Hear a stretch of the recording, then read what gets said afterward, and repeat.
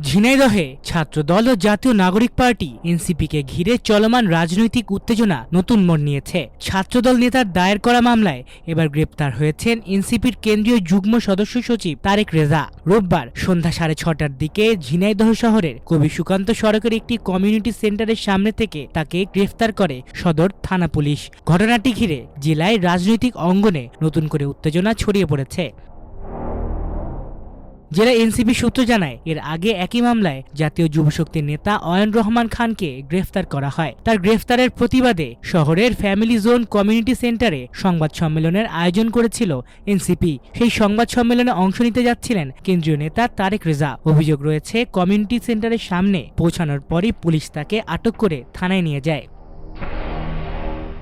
ঝিনাইদহ সদর থানার duty officer উপপরিদর্শক খায়রুল ইসলাম তারেক রেজাকে গ্রেফতারের বিষয়টি নিশ্চিত করেছেন। তবে তাৎক্ষণিকভাবে মামলার বিস্তারিত বা গ্রেফতারের নির্দিষ্ট অভিযোগ নিয়ে পুলিশ আনুষ্ঠানিকভাবে বিস্তারিত কিছু জানায়নি।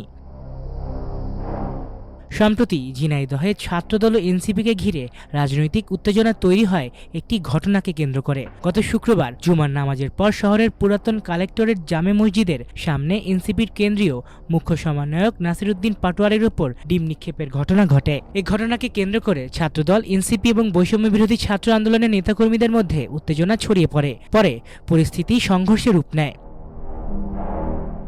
সংঘর্ষের পর উভয় পক্ষই একে অপরের বিরুদ্ধে দায় চাপাতে শুরু করে। একই রাতেই এনসিপি নেতা তারেক রেজা বাদী হয়ে জেলা ছাত্রদলের সভাপতি, সাধারণ সম্পাদক, সাবেক সভাপতি এবং ইসলামী বিশ্ববিদ্যালয় শাখার আহ্বায়ক সহ 8 জনের নাম উল্লেখ করে মোট 123 জনকে আসামি করে মামলা দায়ের করেন। মামলায় অজ্ঞাতনামা আরও অনেকে আসামি করা হয়।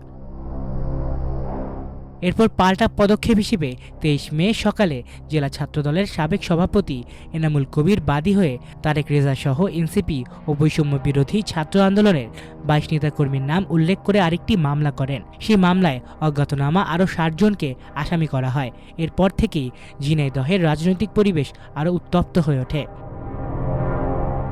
পাল্টাপাল্টি মামলার কয়েক ঘন্টার মধ্যেই জেলা গোয়েন্দা পুলিশ জাতীয় যুবশক্তির নেতা অয়ন রহমান খানকে গ্রেফতার করে। এরপর রোববার সন্ধ্যায় তারেক রেজাকে গ্রেফতার করা হলে এনসিপি নেতাকর্মীদের মধ্যে ক্ষোভ ছড়িয়ে পড়ে। দলটির নেতাকর্মীদের অভিযোগ, রাজনৈতিকভাবে চাপ সৃষ্টি ও ভয়ভীতি দেখানোর অংশ হিসেবে ধারাবাহিকভাবে তাদের নেতাদের টার্গেট করা হচ্ছে। মাল্টিমিডিয়া ডেস্ক, আমার দেশ।